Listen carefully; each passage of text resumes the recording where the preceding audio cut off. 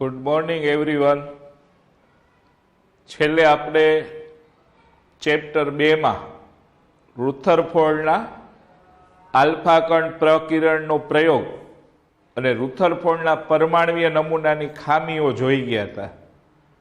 તો ત્યાંથી હવે આગળનો નવો પ્રશ્ન લઈએ કે સમજાવો પરમાણ્વીય ક્રમાંક અને દળ ક્રમાંક.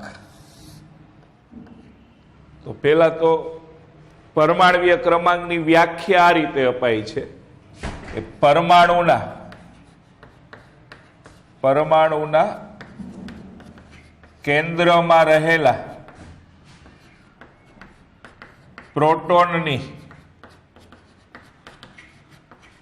સંખ્યાને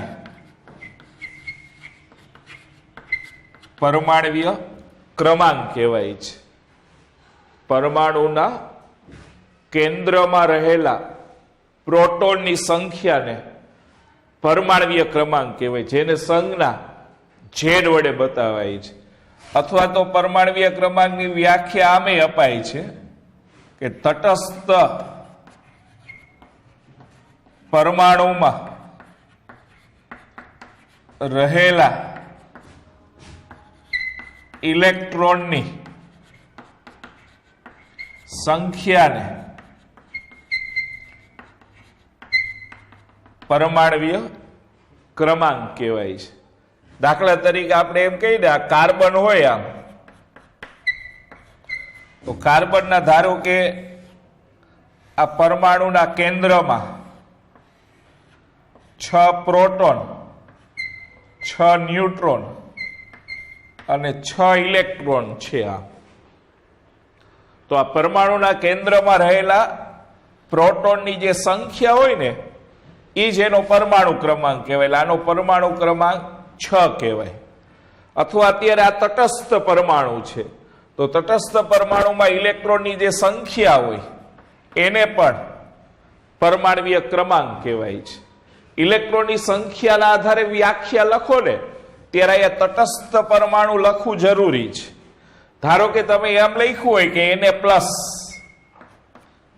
તો અત્યારે આને તટસ્થ પરમાણુ ન કહેવાય. આમાં રહેલા ઇલેક્ટ્રોનની સંખ્યાને પરમાણ્વીય ક્રમાંક ન કહેવાય. સોડિયમનો પરમાણ્વીય ક્રમાંક 11 હોય, પણ આમાં ઇલેક્ટ્રોન ગણો ને તો 11 ઇલેક્ટ્રોન હોય, પણ પ્લસ 1 વીજભાર એટલે 1 ઇલેક્ટ્રોન ગુમાયો હોય, તો આમાં ઇલેક્ટ્રોન 10 જ હોય. તો આ તટસ્થ પરમાણુ નથી. તો ઇલેક્ટ્રોનની સંખ્યાના આધારે વ્યાખ્યા લખવી હોય ત્યારે શું લખવું પડે? ખાસ તટસ્થ પરમાણુમાં રહેલા ઇલેક્ટ્રોનની સંખ્યાને પરમાણ્વીય ક્રમાંક કહેવાય. પણ કોઈ ધનાયન કે ઋણાયન હોય તો એમાં ઇલેક્ટ્રોનની સંખ્યાને પરમાણ્વીય ક્રમાંક ન કહી શકાય. એટલે ઇલેક્ટ્રોનની સંખ્યાના આધારે પરમાણ્વીય ક્રમાંકની વ્યાખ્યા આપવી હોય તો આગળ તટસ્થ પરમાણુ એવું ખાસ લખવું પડે. એટલે બે રીતે વ્યાખ્યા આપી શકાય. એક, પરમાણુના કેન્દ્રમાં રહેલા પ્રોટોનની સંખ્યાને પરમાણ્વીય ક્રમાંક કહેવાય, અથવા તટસ્થ પરમાણુમાં રહેલા ઇલેક્ટ્રોનની સંખ્યાને પરમાણ્વીય ક્રમાંક કહેવાય છે. હવે દળ ક્રમાંક કોને કહેવાય એ જોઈએ.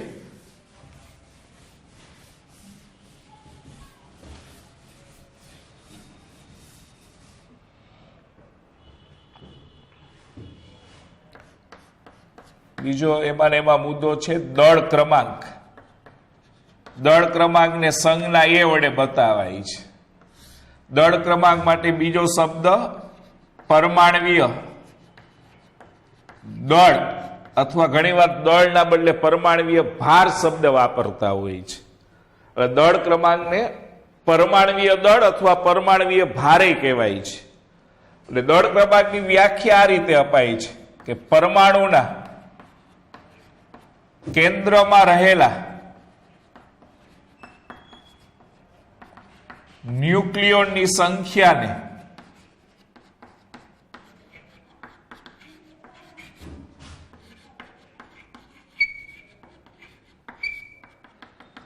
દળ ક્રમાંક કહેવાય છે. પરમાણુના કેન્દ્રમાં રહેલા ન્યુક્લિયોનની સંખ્યાને દળ ક્રમાંક તરીકે ઓળખવામાં આવે છે. પણ પાછું ન્યુક્લિયોન કોને કહેવાય? ન્યુક્લિયોન કોને કહેવાય? તો પરમાણુના કેન્દ્રમાં રહેલા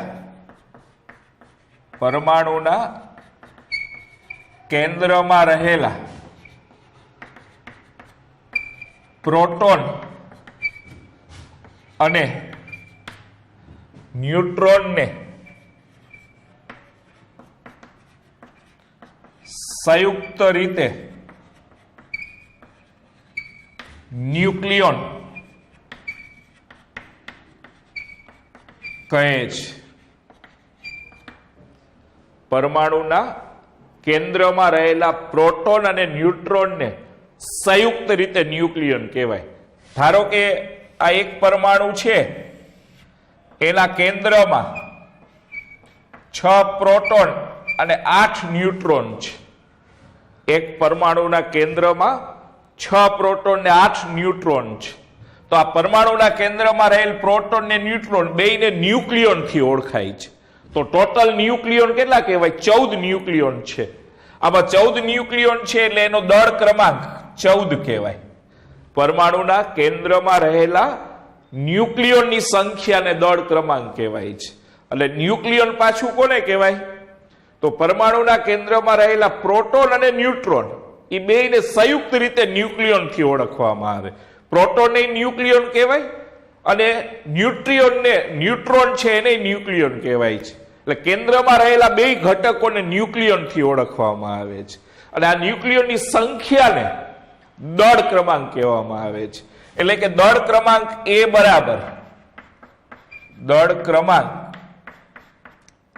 બરાબર પ્રોટોનની સંખ્યા વધતા ન્યુટ્રોનની સંખ્યા થાય. દળ ક્રમાંક બરાબર શું થાય? પ્રોટોનની સંખ્યા વધતા ન્યુટ્રોનની સંખ્યા. પ્રોટોનની સંખ્યાને પાછું આપણે અગાઉ જોઈ ગયા ઉપર કે પ્રોટોનની સંખ્યાને પરમાણ્વીય ક્રમાંક કહેવાય અને પરમાણ્વીય ક્રમાંકને ઝેડ વડે બતાવાય છે. અને વધતા ન્યુટ્રોનની સંખ્યાને n વડે બતાવાય. તો n ને સૂત્રનો કરતા બનાવો ને, ન્યુટ્રોનની સંખ્યા શોધવી હોય તો ઝેડ આ બાજુ લઈ આવો તો માઇનસ, તો a માઇનસ ઝેડ કરો એટલે ન્યુટ્રોન મળે. દળ ક્રમાંકમાંથી પરમાણ્વીય ક્રમાંક બાદ કરો એટલે આપણને ન્યુટ્રોનની સંખ્યા બને. અને આ પરમાણુ ક્રમાંક અને દળ ક્રમાંકને તત્વમાં આ રીતે બતાવાય છે.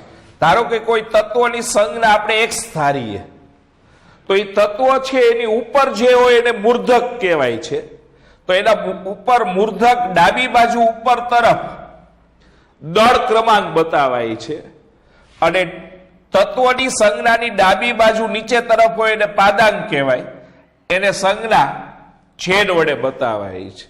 એટલે આ રીતે તત્વની સંજ્ઞા આપી હોય ને આ રીતે, તો એમાં હંમેશા ઉપર હોય દળ ક્રમાંક હોય અને નીચે હોય પરમાણ્વીય ક્રમાંક હોય.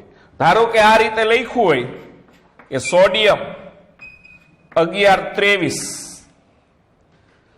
તો આમાં 11 છે એનો પરમાણ્વીય ક્રમાંક કહેવાય અને 23 છે એનો દળ ક્રમાંક કહેવાય. આને a વડે બતાવાય અને આને ઝેડ. અને જેટલો પરમાણુ ક્રમાંક હોય એટલા જ એમાં પ્રોટોન હોય. એટલે આમાં પ્રોટોન પૂછે તો પ્રોટોનની સંખ્યા 11 કહેવાય. આના ઉપર કોઈ વીજભાર નથી. વીજભાર નથી એટલે આ તટસ્થ પરમાણુ હોય. તટસ્થ પરમાણુમાં જેટલો પરમાણુ ક્રમાંક હોય ને એટલા જ ઇલેક્ટ્રોનની સંખ્યા હોય. એમાં ન્યુટ્રોનની સંખ્યા શોધવી હોય તો અહીંયા કીધું કે a માંથી ઝેડ બાદ કરો. ઉપરનો આંકડો a કહેવાય, નીચેનો ઝેડ 23 માંથી 11 જાય તો એમાં ન્યુટ્રોનની સંખ્યા 12 કહેવાય. આનો પરમાણ્વીય ક્રમાંક ઝેડ કીએ તો 11 આવે. આનો દળ ક્રમાંક કીએ તો 23 આવે. ધારો કે હજી એકાદું ઉદાહરણ જોઈએ આપણે.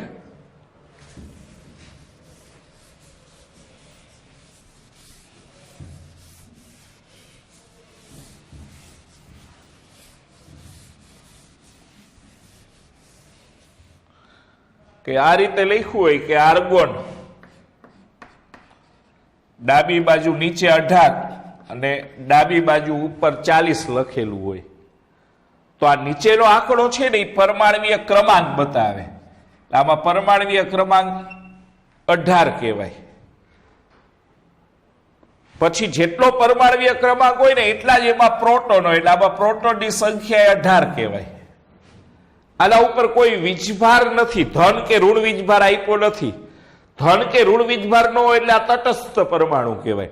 તટસ્થ પરમાણુમાં પ્રોટોન અને ઇલેક્ટ્રોનની સંખ્યા સરખી હોય. તટસ્થ પરમાણુમાં જેટલા પ્રોટોન હોય એટલા જ ઇલેક્ટ્રોન હોય. અને આની અંદર ન્યુટ્રોન શોધવા હોય તો A-Z ઉપરડામાંથી નીચેનો આંકડો બાદ કરો એટલે ન્યુટ્રોન મળે. 40 માંથી 18 જાય તો 22 આની અંદર ન્યુટ્રોન હોય. અને ઉપરનો આંકડો છે એનો દળ ક્રમાંક A કહેવાય. તો દળ ક્રમાંકનું મૂલ્ય 40 થયું કહેવાય. ધારો કે આ રીતે હોય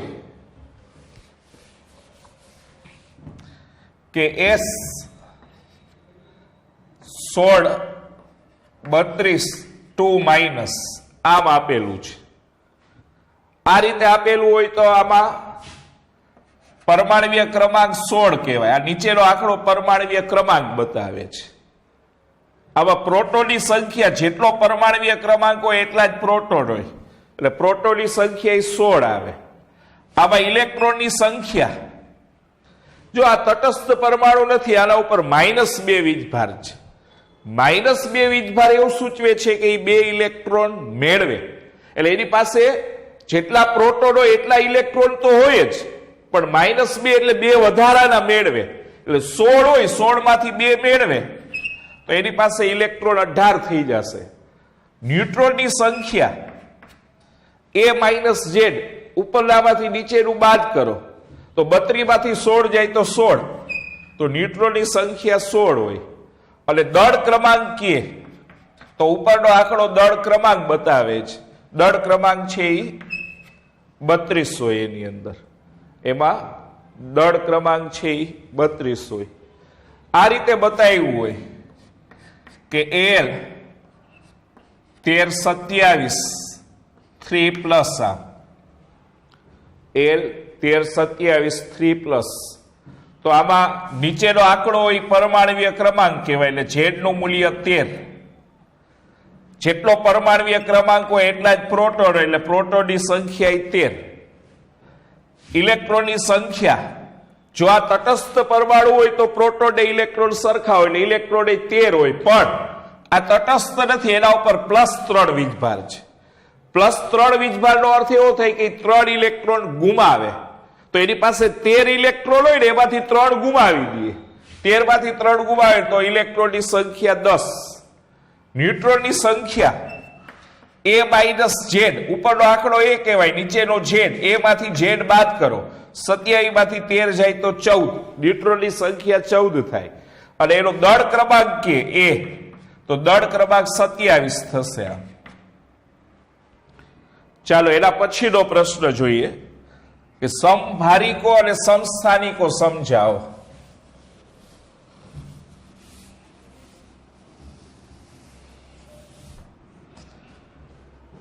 તો એમાં પહેલા આપણે સમભારિકો લઈએ.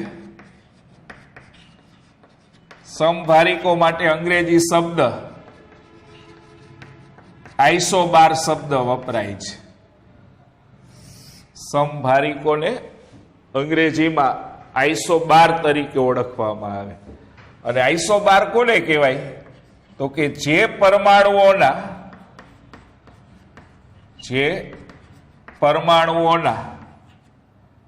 દળ ક્રમાંક સમાન હોય, પરંતુ પરમાણવીય ક્રમાંક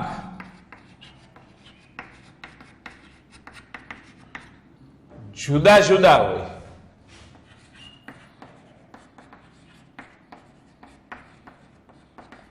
તો તેને એકબીજાના સમભારિકો કહેવાય.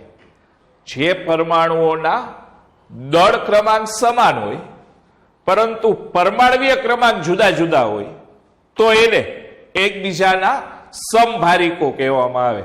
દાખલા તરીકે સમભારિકોનું આપણે ઉદાહરણ લેવું હોય તો આર્ગોન 1840 અને કેલ્શિયમ 40. તો આ બે એકબીજાના સમભારિકો કહેવાય. શું કામ? તો કે બેયના દળ ક્રમાંક સરખા છે, જ્યારે બેયના પરમાણવીય ક્રમાંક જુદા જુદા છે. એટલે દળ ક્રમાંક સરખા હોય પણ પરમાણવીય ક્રમાંક જુદા જુદા હોય તો એને સમભારિકો કહેવામાં આવે. સમભારિકો એટલે એના ભાર સરખા હોય.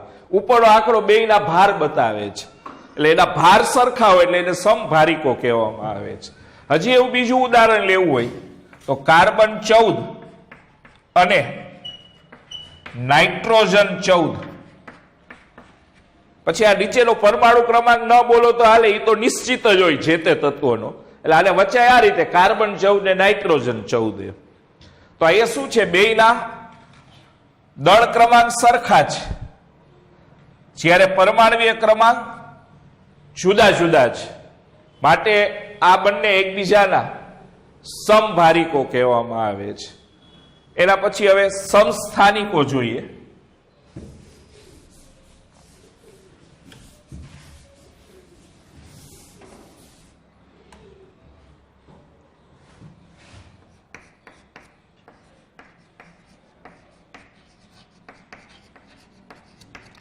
સમસ્થાનિકો અંગ્રેજી શબ્દ આઇસોટોપ શબ્દ વપરાય છે. સમસ્થાનિકોને આઇસોટોપ કહેવાય છે. એની વ્યાખ્યા આ રીતે અપાય કે જે પરમાણુઓના પરમાણવીય ક્રમાંક સમાન હોય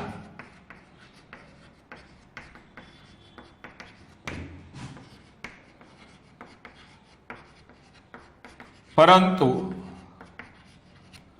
દળ ક્રમાંક જુદા જુદા હોય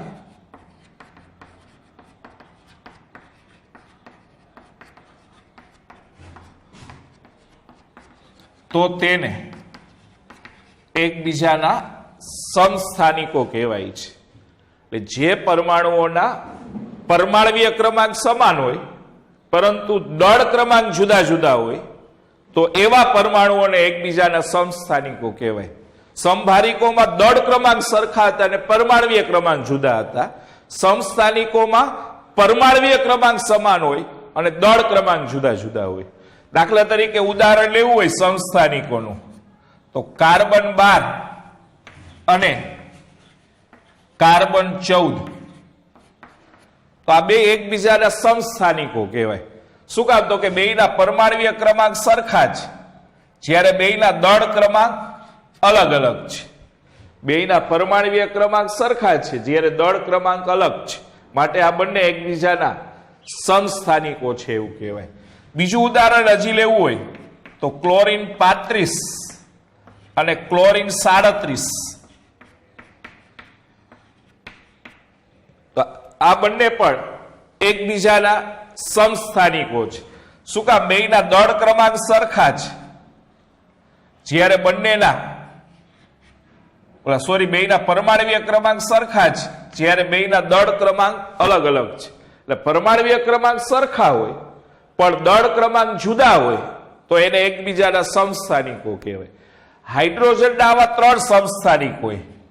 હાઇડ્રોજન 1 જેને પ્રોટિયમ બોલાય છે, હાઇડ્રોજન 2 જેને ડ્યુટેરિયમ કહેવાય છે. અહીંયા ડી ના બદલે H પણ લખી શકાય છે. અને ટ્રિટિયમ 3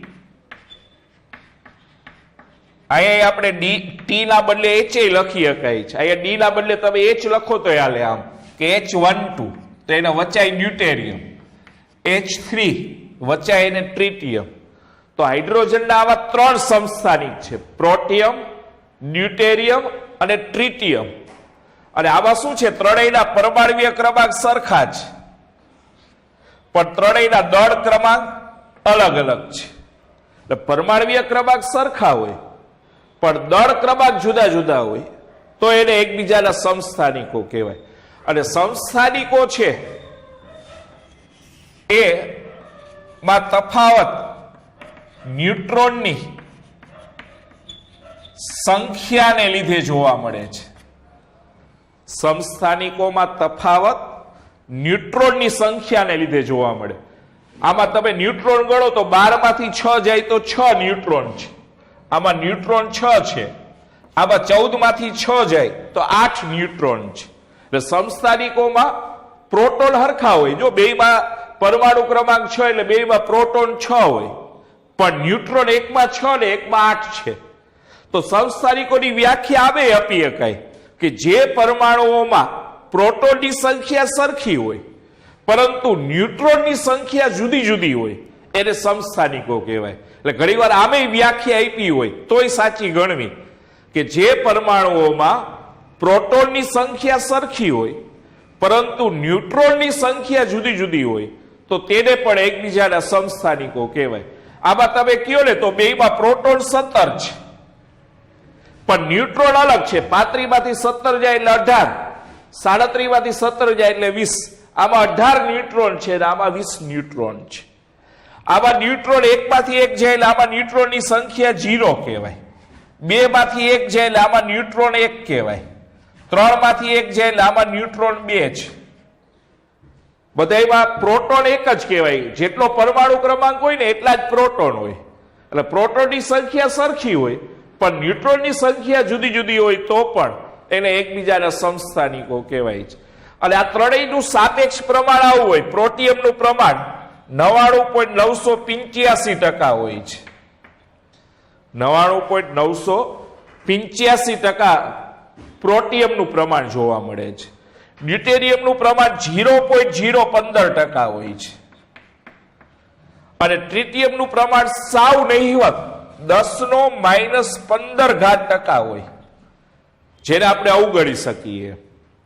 એટલે ત્રણેયમાં પ્રોટિયમ સૌથી કુદરતમાં વધુ જોવા મળે છે. ડ્યુટેરિયમ સાવ ઓછો હોય અને ટ્રિટિયમ સાવ નહિવત હોય, જેને અવગણી શકીએ. એટલે આ ત્રણેયના સાપેક્ષ પ્રમાણ આ રીતે એની પ્રચુરતા બોલાય છે. પ્રમાણ માટે બીજો કયો શબ્દ વપરાય? પ્રચુરતા. તો ત્રણેયની પ્રચુરતા આવી રીતે હોય કે પ્રોટિયમની 99.985%, ડ્યુટેરિયમની 0.015% અને ટ્રિટિયમની 10⁻15% હોય છે. અને આ જે સમસ્થાનિકો છે એના રાસાયણિક ગુણધર્મો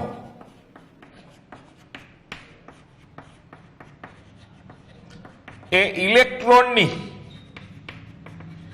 સંખ્યા પર આધાર રાખે છે. સમસ્થાનિકોના રાસાયણિક ગુણધર્મોનો આધાર ઇલેક્ટ્રોનની સંખ્યા ઉપર હોય છે. પણ અહીંયા શું થાય? સમસ્થાનિકોમાં ઇલેક્ટ્રોનની સંખ્યા સરખી હોય. આ બધા તટસ્થ પરમાણુ છે તો આમાં 6 ઇલેક્ટ્રોન ને આમાંય 6 ઇલેક્ટ્રોન હોય, આમાંય 17 ઇલેક્ટ્રોન ને આમાંય 17 ઇલેક્ટ્રોન હોય. આ બધાનો પરમાણુ ક્રમાંક 1 છે તો એમાં પ્રોટોન હરખા હોય ને ઇલેક્ટ્રોન હરખા હોય એટલે બધામાં ઇલેક્ટ્રોન 1 હોય. એટલે સમસ્થાનિકોમાં ઇલેક્ટ્રોનની સંખ્યા સરખી હોય છે. સમસ્થાનિકોમાં ઇલેક્ટ્રોનની સંખ્યા સરખી હોય અને આથી એના રાસાયણિક ગુણધર્મો પણ સમાન હોય છે. આથી એના રાસાયણિક ગુણધર્મો સમાન હોય. એટલે સમસ્થાનિકોના રાસાયણિક ગુણધર્મ એક સરખા હોય પણ ભૌતિક ગુણધર્મ જુદા જુદા હોય. એમાં આપ્યું નથી પણ નોંધ કરવી હોય તો કરી શકાય કે સમસ્થાનિકોના ભૌતિક ગુણધર્મો જુદા જુદા હોય છે.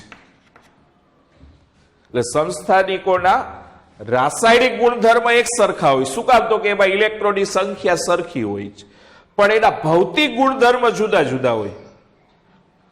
તો આટલું આ સમસ્થાનિકો વિશે માહિતી આપણને આપેલી હતી. એના પછીનો મુદ્દો જોઈએ.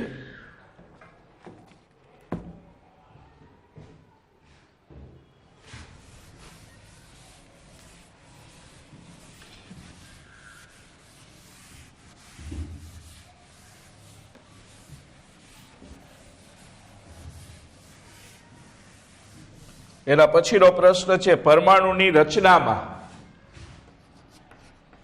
પરમાણુ નમૂનાની રચનામાં કઈ બે વિકાસશીલ બાબતો મુખ્ય ભાગ ભજવે છે?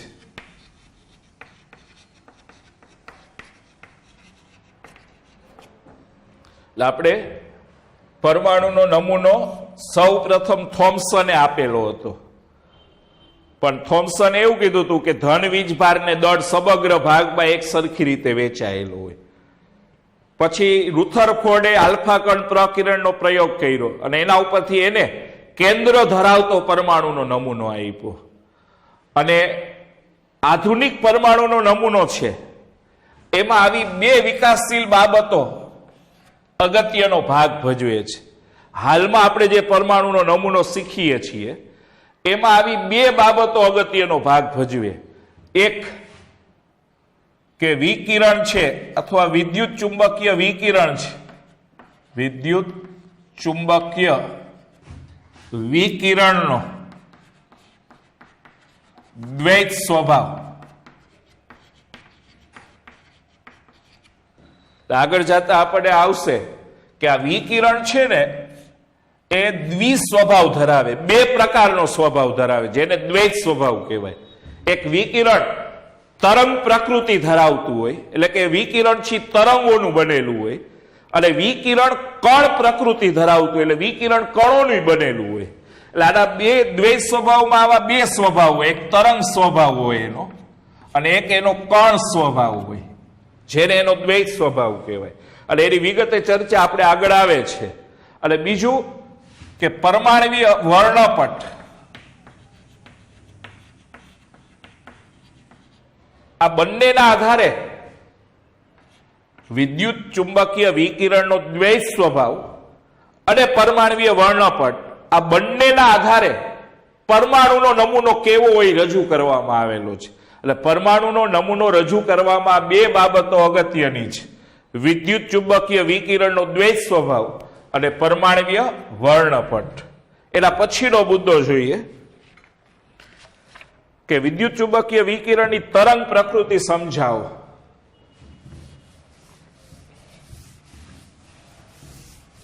વિદ્યુત ચુંબકીય વિકિરણની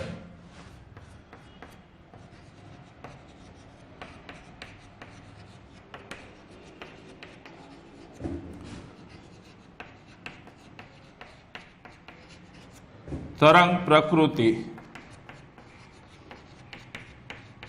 સમજાવો.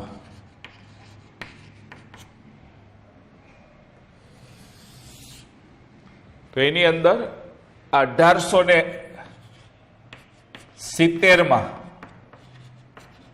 મેક્સવેલે 1870 મેક્સવેલે વિદ્યુત ક્ષેત્ર અને ચુંબકીય ક્ષેત્રમાં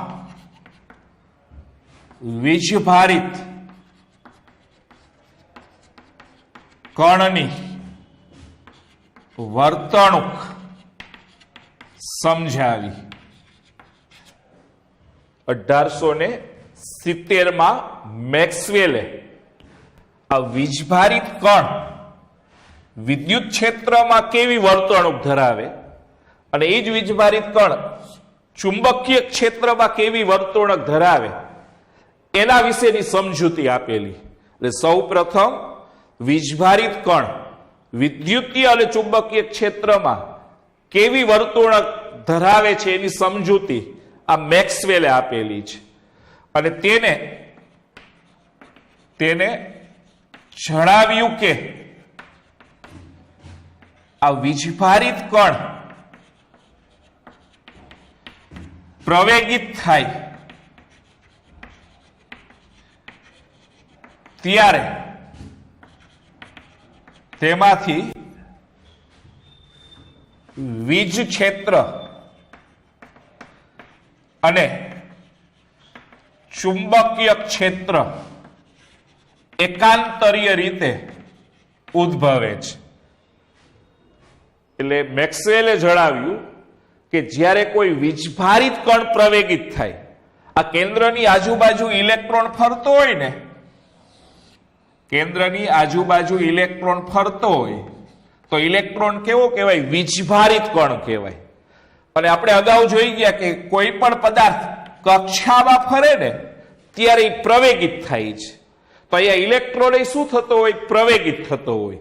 તો ત્યારે મેક્સવેલના સિદ્ધાંત મુજબ શું થતું હોય છે? તો કે એમાં વીજ ક્ષેત્ર અને ચુંબકીય ક્ષેત્ર છે એ ઉદ્ભવે છે. તેમાં એકાંતરીય રીતે વીજ ક્ષેત્ર અને ચુંબકીય ક્ષેત્ર છે એ ઉદ્ભવે. અને આવા વીજ ક્ષેત્ર અને ચુંબકીય ક્ષેત્ર છે એ તરંગ સ્વરૂપે પ્રસરણ પામે છે. આવા વીજ ક્ષેત્ર અને ચુંબકીય ક્ષેત્ર એ તરંગ સ્વરૂપે પ્રસરણ પામે છે, અથવા પારગમિત થાય છે એવો શબ્દ વપરાય છે. પ્રસરણ ન કહેવું હોય તો એમ કહેવાય કે વીજ ક્ષેત્ર અને ચુંબકીય ક્ષેત્ર તરંગ સ્વરૂપે પારગમિત થાય અથવા તરંગ સ્વરૂપે પ્રસરણ પામે. અને તરંગ સ્વરૂપે પ્રસરણ પામતા હોવાથી એને વિદ્યુત ચુંબકીય તરંગો અથવા વિદ્યુત ચુંબકીય વિકિરણો કહેવાય છે.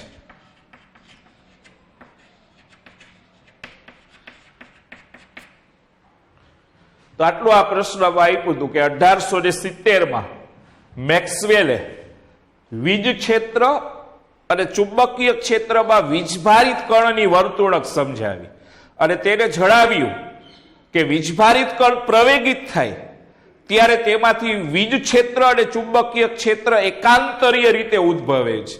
અને આ વીજ ક્ષેત્ર અને ચુંબકીય ક્ષેત્ર જે ઉદ્ભવે છે એ તરંગ સ્વરૂપે પ્રસરણ પામે છે. અને વીજ ક્ષેત્ર અને ચુંબકીય ક્ષેત્ર તરંગ સ્વરૂપે પ્રસરણ પામતા હોવાથી એને વીજ ચુંબકીય તરંગો અથવા વીજ ચુંબકીય વિકિરણો તરીકે ઓળખવામાં આવે છે. એના પછીનો મુદ્દો છે કે પ્રકાશની પ્રકૃતિ સમજાવો.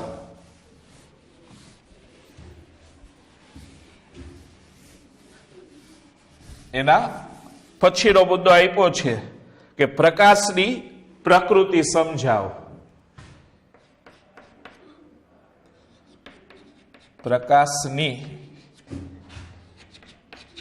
પ્રકૃતિ સમજાવો. પ્રકૃતિ અથવા સ્વભાવ કહેવાય.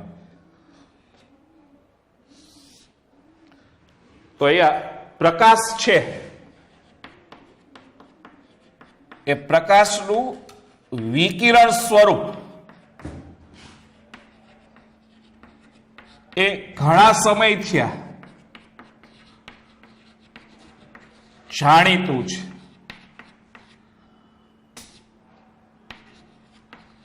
પ્રકાશનું વિકિરણ સ્વરૂપ એટલે પ્રકાશ વિકિરણોનો બનેલો છે એવું ઘણા સમય પહેલાથી આ જાણીએ છીએ. અને સૌ પ્રથમ કોને કીધું હતું? મેક્સવેલે કીધું હતું.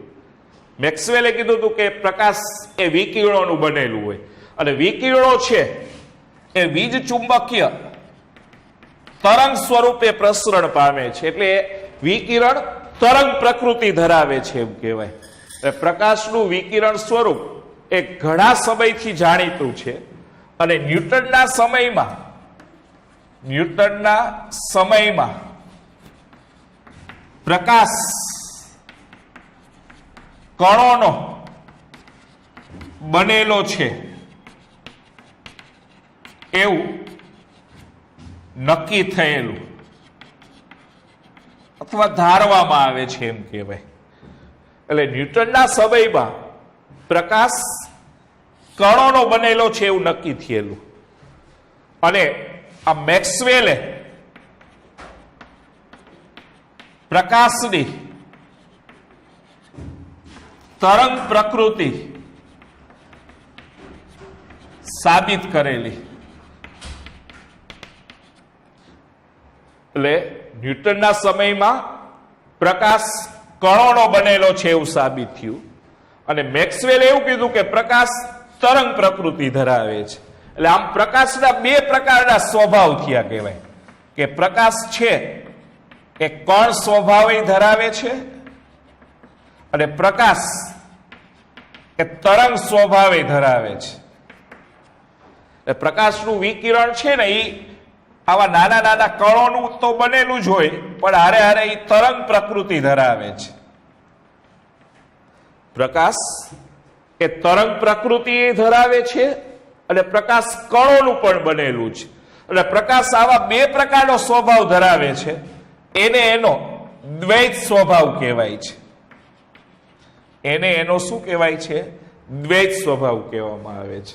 એટલે પ્રકાશનું વિકિરણ સ્વરૂપ ઘણા સમયથી જાણીતું છે અને ન્યૂટનના સમયમાં પ્રકાશ કણોનું બનેલું છે એવું ધારવામાં આવેલું અથવા એવું સાબિત થયેલું અથવા નક્કી થયેલું એમ કહેવાય. અને મેક્સવેલે પ્રકાશ છે એની તરંગ પ્રકૃતિ સાબિત કરેલી છે. એટલે આમ પ્રકાશ કણોનું બનેલું છે અને તરંગોનું બનેલું છે. એટલે પ્રકાશ બે સ્વભાવ ધરાવે, કણ સ્વભાવે ધરાવે અને તરંગ સ્વભાવે ધરાવે છે. એટલે પ્રકાશનો આવો જે સ્વભાવ છે એને એનો દ્વૈત સ્વભાવ તરીકે ઓળખવામાં આવે છે. એના પછીનો પ્રશ્ન છે વિદ્યુત ચુંબકીય તરંગોના કેટલાક સરળ ગુણધર્મ જણાવો.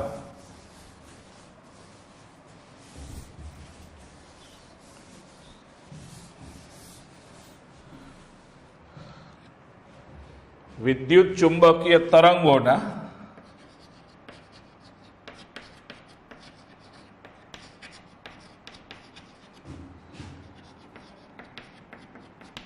કેટલાક સરળ ગુણધર્મો જણાવો.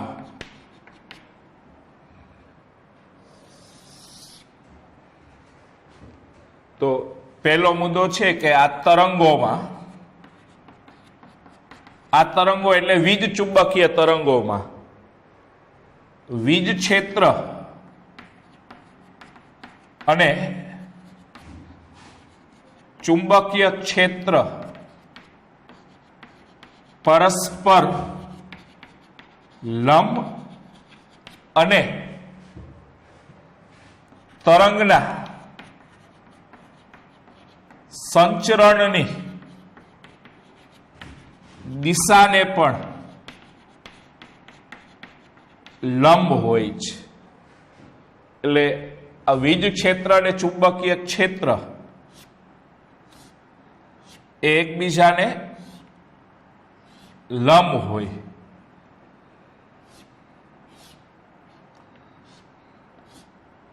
આ બે ક્ષેત્ર છે ને, વીજ ક્ષેત્ર અને ચુંબકીય ક્ષેત્ર એકબીજાને લંબ હોય અને આ જે દિશા હોય એને પણ લંબ હોય છે. એટલે પ્રકાશનું જે કિરણ છે એમાં વીજ ક્ષેત્ર આ દિશામાં ઉત્પન્ન થતું હોય તો ચુંબકીય ક્ષેત્ર એને લંબ હોય. અહીંયા લંબ આપણે 3 ડાયમેન્શનલ આકૃતિ દોરવી પડે. એટલે આ બંને છે ને એકબીજાને લંબ હોય છે અને આ જે આ તરંગ આ દિશામાં જતું હોય ને તો એ દિશાને પણ લંબ હોય. એટલે વીજ ચુંબકીય તરંગો આપણે ટેક્સ્ટમાં વ્યવસ્થિત આકૃતિ આપી છે એમાં જરાક જોઈ લેજો. અહીંયા 3 ડાયમેન્શનલ આકૃતિ દોરવી મુશ્કેલ પડે એટલે ટેક્સ્ટની અંદર એની આકૃતિ આપી છે જરાક જોઈ લેવી. એટલે આ તરંગોમાં વીજ ક્ષેત્ર અને ચુંબકીય ક્ષેત્ર એકબીજાને તો લંબ હોય જ પણ તરંગના સંચરણની દિશા એટલે તરંગ જે દિશામાં પ્રસરણ પામે છે એ દિશાને પણ લંબ હોય છે. એટલે વીજ ક્ષેત્ર અને ચુંબકીય ક્ષેત્ર એકબીજાને તો લંબ હોય જ પણ તરંગના સંચરણની દિશાને પણ લંબ હોય છે. બીજો એનો ગુણધર્મ છે વીજ ચુંબકીય તરંગોનો કે વીજ ચુંબકીય તરંગો માટે પાણી કે ધ્વનિના તરંગોની જેમ માધ્યમની જરૂર પડતી નથી. તે શૂન્યાવકાશમાં પણ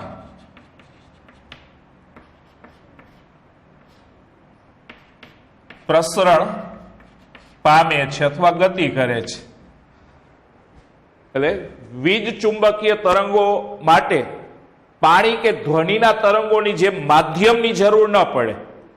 પાણીના તરંગોને આગળ વધવા માટે અથવા ધ્વનિના તરંગોને આગળ વધવા માટે માધ્યમની જરૂર પડતી હોય, પણ વીજ ચુંબકીય તરંગો છે એનું પ્રસરણ કરવું હોય તો એનું પ્રસરણ થવા માટે માધ્યમની જરૂર પડતી નથી. એ શૂન્યાવકાશમાં પણ પ્રસરણ પામે છે. આપણે જાણીએ છીએ કે સૂર્યમાંથી આવતા પ્રકાશના કિરણો છેક પૃથ્વી સુધી પહોંચે તો વચ્ચે શૂન્યાવકાશ આવે છે, તો એ શૂન્યાવકાશમાંથી પણ પસાર થઈ શકે છે. એટલે એના માટે કોઈ માધ્યમની જરૂર પડતી નથી. ત્રીજું કે વીજ ચુંબકીય તરંગો ઘણા પ્રકારના હોય છે.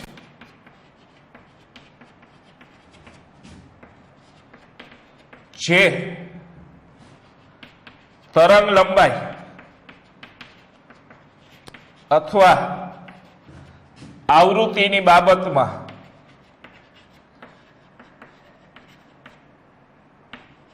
એકબીજાથી જુદા પડે છે. એટલે વીજ ચુંબકીય તરંગો ઘણા પ્રકારના હોય છે. આપણે લીથામાં સામેના પેજ ઉપર જોઈએ વીજ ચુંબકીય તરંગોના પ્રકાર આપ્યા છે, જેવા કે રેડિયો તરંગો, માઇક્રો તરંગો, પારજાંબલી કિરણો, દ્રશ્યમાન પ્રકાશ, પારરક્ત કિરણો, એક્સ-રે એટલે કે છ કિરણ, ગેમા કિરણો, કોસ્મિક કિરણો, આ બધા વીજ ચુંબકીય તરંગો છે. આપણે જેટલા બોલ્યા રેડિયો તરંગોથી શરૂ કરી અને કોસ્મિક કિરણો સુધીના બધા તરંગો એ વીજ ચુંબકીય તરંગો છે. એટલે વીજ ચુંબકીય તરંગો ઘણા પ્રકારના હોય અને એ શેના આધારે જુદા પડે છે તો કે તરંગ લંબાઈ અથવા આવૃત્તિના આધારે જુદા પડે છે. આપણે જેટલા બોલ્યા એ બધાની તરંગ લંબાઈ અલગ અલગ હોય. રેડિયો તરંગોની તરંગ લંબાઈ અલગ હોય, માઇક્રો તરંગોની તરંગ લંબાઈ અલગ હોય, પારજાંબલી વિકિરણોની તરંગ લંબાઈ અલગ હોય, દ્રશ્યમાન પ્રકાશની તરંગ લંબાઈ અલગ હોય. એવી રીતે પારરક્ત કિરણોની તરંગ લંબાઈ જુદી હોય, એક્સ-રે ની તરંગ લંબાઈ અલગ હોય, ગેમા કિરણોની તરંગ લંબાઈ જુદી હોય અને કોસ્મિક કિરણોની તરંગ લંબાઈ અલગ હોય, અથવા બધાની આવૃત્તિ એ અલગ હોય છે. એટલે તેઓ તરંગ લંબાઈ અને આવૃત્તિની બાબતમાં જુદા પડે છે. અને ચોથો મુદ્દો છે કે આ વીજ ચુંબકીય તરંગોને દર્શાવવા જુદા જુદા એકમોની જરૂર પડે છે. વીજ ચુંબકીય તરંગોને દર્શાવવા જુદા જુદા એકમોની જરૂર પડે છે. જેમ કે વીજ ચુંબકીય તરંગો છે એની તરંગ લંબાઈ હોય તો એંગસ્ટ્રોમમાં માપી શકાય છે, એની તરંગ લંબાઈ નેનોમીટરમાં માપી શકાય છે, એની તરંગ લંબાઈ પાઇકોમીટરમાં માપી શકાય છે, એની તરંગ લંબાઈ મીટરમાં માપી શકાય છે, સેન્ટીમીટરમાં માપી શકાય છે. એટલે વીજ ચુંબકીય તરંગોની તરંગ લંબાઈને જુદા જુદા એકમોમાં દર્શાવવામાં આવે છે. એટલે એ જુદા જુદા એકમો જેવા કે એંગસ્ટ્રોમ છે, નેનોમીટર છે, પાઇકોમીટર છે, સેન્ટીમીટર છે, મીટર છે, આવા અલગ અલગ એકમોમાં એ વીજ ચુંબકીય તરંગોની તરંગ લંબાઈને દર્શાવવામાં આવે છે. અને આવૃત્તિ હોય તો આવૃત્તિ હર્ટ્ઝ અથવા સેકન્ડ ઇન્વર્સ એકમમાં બતાવવામાં આવે છે. આવૃત્તિને હર્ટ્ઝ કે સેકન્ડ ઇન્વર્સ એકમની અંદર છે એ દર્શાવવામાં આવે છે. એટલે આજે અહીંયા સુધી આપણે રાખીએ એટલે છેલ્લે 13મો પ્રશ્ન છે આપણે જોઈ ગયા. તો આજે જેટલું ચાલ્યું છે એ વ્યવસ્થિત તૈયાર કરી લેવું. ઓલી બધી વ્યાખ્યા અગત્યની છે કે પરમાણ્વીય ક્રમાંક કોને કહેવાય, દળ ક્રમાંક કોને કહેવાય, સમભારિકો કોને કહેવાય, સમસ્થાનિકો કોને કહેવાય, આ બધી વ્યાખ્યાઓ થિયરી માટે અગત્યની છે. અને બાકીનું જે ચાલ્યું એ MCQ બેઝ ઉપર જોવાનું. તો આજે જેટલું ચાલ્યું છે એટલું વ્યવસ્થિત તૈયાર કરી લેવું. Okay, by. નેક્સ્ટ લેક્ચરમાં મળી પાછા.